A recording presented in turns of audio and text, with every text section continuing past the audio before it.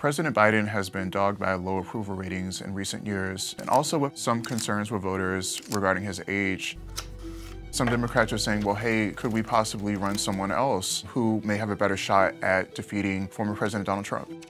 So who could potentially step up to be an alternative should Biden leave the race? Business Insider identified 7 potential alternatives. My name is John Dorman, and I am a senior politics reporter at Business Insider. A potential alternative to Biden could be New Jersey Senator Cory Booker. Senator Cory Booker of New Jersey is really one of the more interesting figures in the Democratic Party. He really rose to fame when he ran for mayor of Newark. I was a young lawyer, thinking I was going to, just continue to represent people who couldn't afford lawyers in a tough neighborhood in the inner city. But the community there, community leaders, really pushed me to get into politics. He was running against an entrenched Democratic machine, and he won. He had an interesting profile. He grew up in suburban New Jersey, outside of Newark. He went to Stanford University, he went to Yale Law School. He was really seen as the future of the party really early on by a lot of figures. He was New Jersey's first black senator, and he served there since then. The power of connection is always what sort of fires me up. Cory Booker ran for president in 2020. When he jumped in, he was a top-tier candidate. I'm uniquely qualified to get rid of Donald Trump. Are we going to allow somebody to divide us, to degrade us, to demean us? Or are we going to come together as a country to a sense of common purpose and common cause again? But he also kind of struggled in many ways in a crowded field, similar to Kamala Harris and a lot of other candidates. So he ended his campaign, and so far he's been a really strong supporter of the Biden administration. If he were to potentially step in for Biden, there are several things that would go well for him. He has really high name recognition throughout the country. He really went viral for his questioning of Ketanji Brown Jackson. I'm sorry, you're a person that is so much more than your race and gender. You're a Christian, you're a mom, you're an intellect, you love books, but for me, I'm sorry, it's hard for me not to look at you and not see my mom. Some things that probably would be detrimental to him is that even with that sort of recognition, you would have to run a campaign in just a few months. It takes a lot to run a national race, and stepping in as the presidential candidate is a big leap. A potential alternative from a key Midwestern state is Michigan Governor Gretchen Whitmer. Governor Gretchen Whitmer of Michigan is a really unique candidate. She was someone who was a former state lawmaker. When Gretchen Whitmer won the state in 2018 after 8 years of Republican control, it was a big deal. Since then, her profile has exploded. We, the governor's gonna fight for our reproductive rights, not give them away. One of the things for Gretchen Whitmer that attracted a lot of national attention was a kidnapping plot. A group of militiamen conspired to kidnap her in 2020. They were upset about coronavirus restrictions in the state. The FBI announced the plot, and the men were subsequently arrested. Attorney General Dana Nessel was joined by officials from the Department of Justice and the FBI to announce state and federal charges against 13 members of 2 militia groups who were preparing to kidnap and possibly kill me. One thing that really benefits Gretchen Whitmer is the fact that Michigan is a key to Democratic chances this year. It's a must-win state for Biden. Senator Amy Klobuchar of Minnesota is another really interesting figure in the party. She ran for the Senate in 2006, and she won in a landslide. And pretty much since then, she's won her elections pretty easily. She ran for president in 2020, and she famously had a speech that she was giving during the snow. A lot of people may remember that. We don't let a little snow stop us. We don't let a little cold stop us. Like, are you guys even cold? She's someone who really overperformed expectations in the New Hampshire primary, and that really kind of kept her campaign going. We are so close. I woke up this morning and found out that in one of the national polling, Emerson polls here in New Hampshire, we had gone up to number 3 since the debate.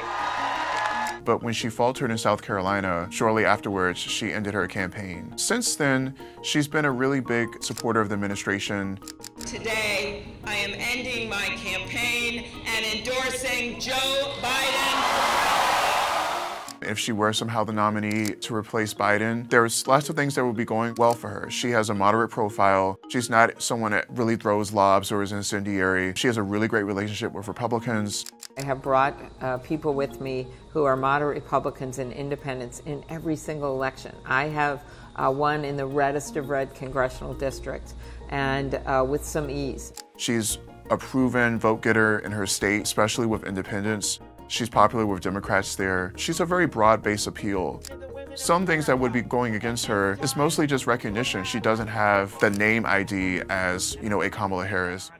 A high-profile Democratic figure who could be an option is California Governor Gavin Newsom. Gavin Newsom is one of the highest-profile Democrats in the country. He represents California, of course.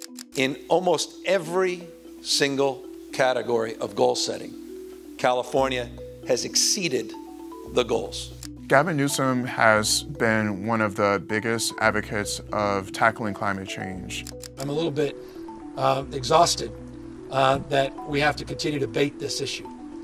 This is a climate damn emergency. This is real. He's someone who has debated Ron DeSantis, former Republican presidential candidate. He's willing to really go in the ring with a lot of conservatives. He knows how to go against Republicans. He's not somebody that's willing to back down. He also can do it in a way that isn't off-putting to swing voters. He's someone who can speak about reproductive rights, who can speak about climate change, who can speak about education, who can speak about healthcare in a way that people can connect to it. Some of the things that may hurt Gavin Newsom on a national level is also the things that some people say are beneficial for him. Some people may not think that him being as combative with Republicans is a good thing. Some people may think that that turns off swing voters. There's some voters who may not want to vote for a candidate from California. There were some Democrats who were pushing him saying, hey, you should run. He came out and refuted it and said, hey, I'm just here promoting democratic values. Joe Biden is very well suited and is a strong person who can do that. I know Joe Biden, I know what he's accomplished in the last 3.5 years. I know what he's capable of.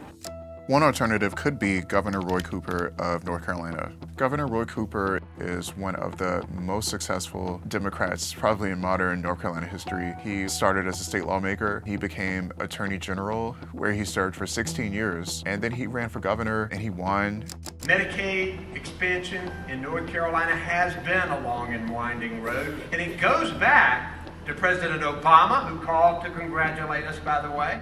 He's from that moderate cloth of the Democratic Party, but he's able to communicate very well with rural Democrats, with Democrats in suburban areas, independents, and Democrats in urban areas as well. I hear from people in our state who say, I'm tired of being on the late night comedy shows. I want our state to head in the right direction. I want my state back. Do you? Yeah. I know you do. The pros of him potentially being a Democratic presidential candidate even in 2028 would be the fact that he's able to really win over a lot of the swing and independent voters that Democrats need to win in swing states. The last thing we need is a reckless president of the United States. If he were to somehow step in for Biden, something that would hurt him would just be the lack of name identification. Governor Whitmer of Maryland is another really compelling figure. He is an Army veteran. He was elected in 2022. He's someone who was a first-time candidate, and he ran for office basically running on a lot of really core Democratic issues. One of the things that he's really tried to instill with a lot of Democratic voters is that patriotism isn't just for one particular party, one particular group. It's something that's a shared value among Americans. We do not have to choose between being a safe state and a just one. That Maryland can and we will be both. Since he took office in 2023, Governor Whitmer has been really focused on housing affordability in Maryland. He's also been focused on eliminating the child poverty in the state. Governor Whitmer's national profile really heightened during the tragic bridge collapse, the Francis Scott Key Bridge in Baltimore. He was on the news giving press conferences daily. It's imperative that we get the Port of Baltimore back up and going, and it's not just about how are we supporting Maryland. This is about how we're supporting the American economy. For a lot of people, that was their first view of Whitmer and a lot of issues that were going on in Maryland because of that bridge collapse. Governor Whitmer is a very strong ally of President Biden and Vice President Harris. And by the way, our Vice President is lights out. The work that she is doing around gun violence right now is spectacular. It is first in the country kind of work. When some people suggested that he could be a potential candidate, he said, no, I'm supporting the administration. Perhaps the most recognizable potential alternative is Vice President Kamala Harris. Kamala Harris would be a natural successor. Kamala Harris is the first Indian American vice president. She's the first Black American vice president, and she's also, of course, the first female vice president. She was a former district attorney of San Francisco. She was a former state attorney general of California. Justice should not depend on how you look, on the color of your skin, on how much money you make. It shouldn't depend on where you were born or the language your grandmother speaks or what political party you belong to. She was elected to the U.S. Senate in 2016. She ran for president in 2020. We need a new commander-in-chief. And she was, in many ways, a top-tier candidate. Kamala Harris's 2020 campaign started off with really lofty expectations. She had a lot of support from female voters. She was getting some steam from Black voters. And a lot of people were really excited about her candidacy, thinking that she could be the first female president. A lot of people thought she could have a broad-based campaign that could really rival Joe Biden. That now viral moment when Kamala Harris confronted Joe Biden about desegregation efforts in the 1970s, that was also something that really got her higher up in the polls. It was hurtful to hear you talk about the reputations of two United States senators who built their reputations and career on the segregation of race in this country. But it was just really hard for her to break out, being that there were other center-left candidates who were running. She left the race, and then she was tapped by Joe Biden to be his vice presidential running mate. And when they won, she made history in that respect. She's also a candidate who has a lot of connections with Black voters, with female voters. She's currently really the face of the administration's push for reproductive rights. She's gone all across the country campaigning against not only Republican policies on that issue, but against the Supreme Court decision which overturned Roe versus Wade. Donald Trump's friends in the United States Congress are trying to pass a national ban. If she were to somehow take over for Biden, everybody knows who she is, so she wouldn't need a natural introduction. But there are some things that are going against her. She also would still be tied to the administration. A lot of people are going to want a fresh face. President Joe Biden is committed to running for a second term. It's something that he's always wanted. It's very unlikely that he would drop out at this particular point, but it's not unprecedented for a president not to run for re-election. In 1952, Harry Truman decided not to run for re-election. I have served my country long and I think efficiently and honestly. I shall not accept a renomination. I do not feel that it is my duty to spend another 4 years in the White House. In 1968, President Lyndon Johnson declined to run for re-election. He was really weighed down by the Vietnam War, and his polling ratings had declined. I shall not seek, and I will not accept the nomination of my party for another term as your president. In the unlikely situation that President Biden left the race before the Democratic National Convention, a new nominee would have to be selected at the convention in August in Chicago. It would be a very, very chaotic process.